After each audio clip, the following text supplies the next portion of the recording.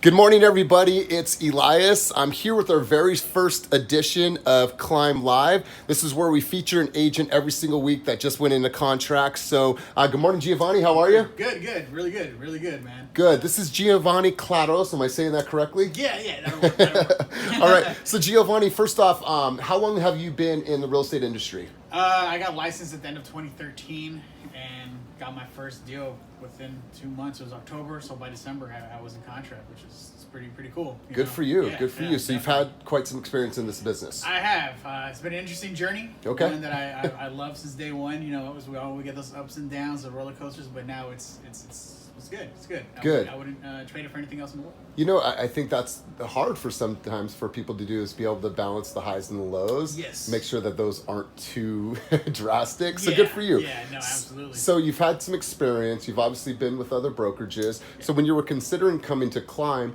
why did you choose us as a brokerage? Honestly, I've been following Climb for a while and just kind of seeing the tools they provide for the agents to be successful in this industry. And I felt like they're always 5 steps ahead of everybody else.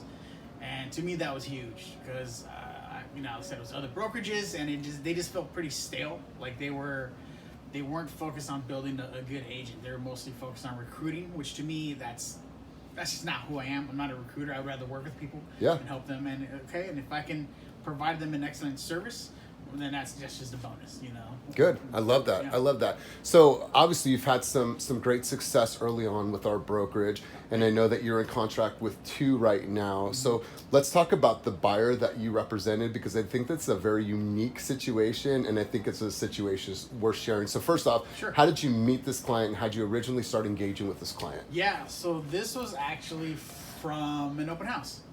Just keep it to the basics, don't reinvent the wheel. That's one thing I've always been told, and one thing I definitely stand by. And I know a lot of agents, they don't like open houses, but it's seriously one of the best ways to meet clients out there. You're interacting one-on-one. And for myself, I think that is one of the points that I'm good at. Things that I'm good at is actually the in-person one-on-one interaction. Love it. So I was like, why not? You want to, hey, I love it. So we met, and she was very hesitant at first. She straight up said, you realtors are dirty, you guys have a hidden agenda. And I'm just like, okay, clearly you've had a horrible experience. So I said, well, you know what, I'd love to sit down with you and talk, do some coffee or something, and kind of, see what your expectations are. And the first question I've always asked is, when you hear the word realtor, what comes to your mind? And she started shooting off a lot of things, which we were on par with. Realtors have to be communicative, they have to be on top of things, and try to keep the stress level down, because we do this every day. Right. So I think we tend to forget that. Buyers and sellers all alike, it's a stress level, but we're so used to it, sometimes we forget what it's like to be on the other side. Yeah. So I think with her, she saw that I wasn't pressuring her to buy. I was asking her questions and writing down things that were important to her. I was listening. That's number one thing. Listen to your client, because they do feel like we're just a paycheck. They're just a paycheck to us. That's and strong. I totally get that. So you were able to get her over her, I guess, fear, trepidation, or already built up idea of realtors by just knocking down her defenses and asking questions and listening to your client. Exactly. And Good for you. Number one thing, just listen to them, because that's all they want to do is be heard. That's right. Make sure their needs are met. So when you started looking at homes, Yes. Was she ready to write offers right away, or did it take her a few homes to say, no, I'm comfortable enough and I want to start writing offers? So one thing I always do, I always make sure that they're pre-approved. Yep.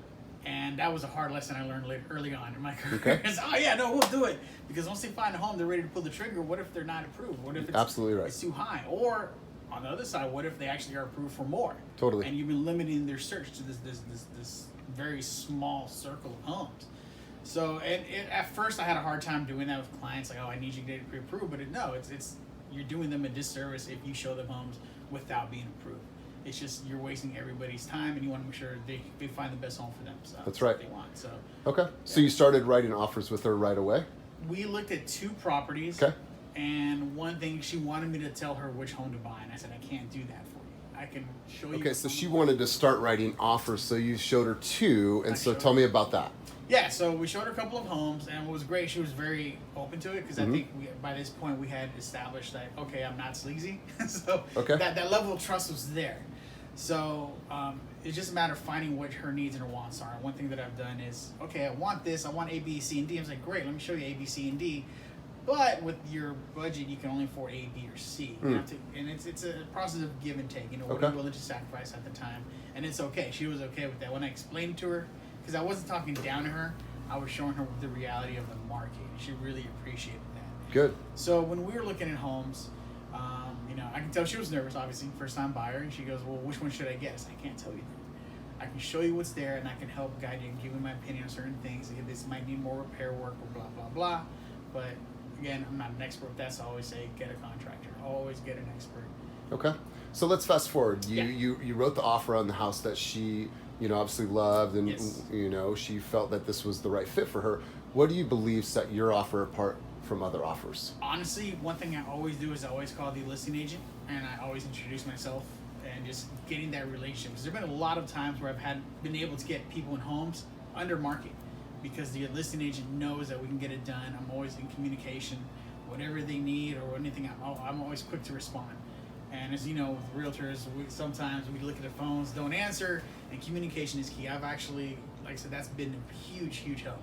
Just reassuring them that I can get this done, have the loan officers reach out to them personally, and it's just little things that really go a long way for the transaction to get Good. I love it. And what was the final accepted offer amount? So this one was interesting because they accepted at $375. Okay.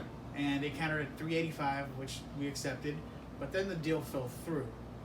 It was over a $7,000 credit. They countered with $3,000, and it was like, which is nothing. But then, so we decided to move forward.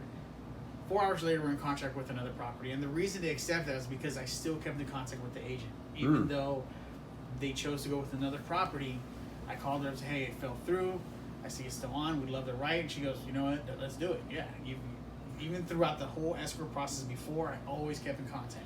Good for you. Keep in touch, and that honestly, that's what because they had 3 other offers, and they chose ours, and ours was actually the lowest of the bunch. Good for you. She chose it, so which is phenomenal. So we're actually going to close in a couple of weeks. Congratulations, and congratulations to them. So a couple takeaways for me is that A, you did a really good job in knocking down her defenses by putting her at ease, by asking her the right questions and helping her to realize that you're there in her corner to help, but also building great relationships with the listing agent.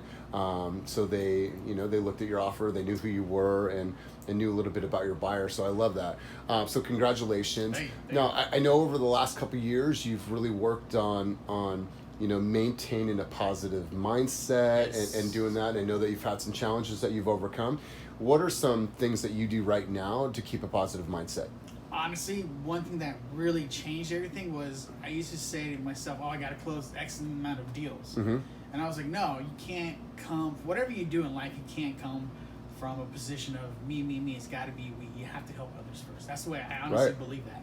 So I started looking at it as, how many people can I help this year get into a home or sell their home? That was my thing. And as soon as that changed, it's like my mind just kind of shifted into a more giving. How can I help? And just thinking back of how I grew up, you know, the neighborhood I grew up in, and just the things that we didn't have, that kept me motivated because it keeps you humble. That's right. So no matter how successful or how much money you have, that doesn't matter at the end of the day, as long as you're a good person, I think. You know, good, man. good. I love that. Yeah. So if you can go back and tell the Geovanny that first got into the business and have the conversation with yourself and give yourself some advice, what would that advice be to yourself, knowing what you already know now? Number 1, get to learn to love coffee. Okay. But no, seriously, it would be join an office that will support you. Because when I first started, I was in a very small mom and pop brokerage. Nothing. I still love them. We're still very good friends, the broker and I. But you need a strong foundation. It doesn't matter what kind of split you have. 0% of 90% is still 0. Right. So go with an office that you know will give you that solid foundation for years to come, and they're always looking ahead. Which is another, again, that's why I love Klein. Awesome. They definitely help the agents. Well, good. Successful. Well, I appreciate your insight. I appreciate you sharing, and we're looking forward to featuring other agents down the road. So thank you for being the very first installment of Climb Live. And there you guys heard it. Very simple, but very humble. So once again, Geovanny, congratulations to you and your clients, and wishing you nothing but continued success. Thank you.